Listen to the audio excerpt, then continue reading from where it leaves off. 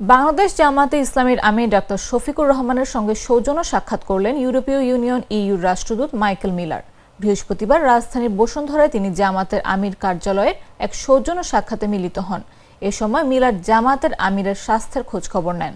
সৌজন্য সাক্ষাৎ ও মতবিনিময়কালে তারা বাংলাদেশ ও ইউরোপীয় ইউনিয়নের স্বার্থ সংশ্লিষ্ট বিভিন্ন বিষয় নিয়ে আলোচনা করেন।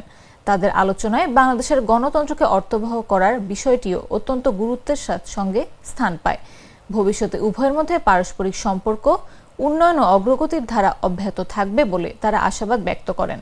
পাশাপাশি সেপ্টেম্বরের মাঝামাঝি সময়ের দিকে জামায়াতে ইসলামের সঙ্গে ইইউর উচ্চ পর্যায়ের প্রতিনিধি দলের বৈঠক হওয়ার বিষয়েও আলোচনা হয়।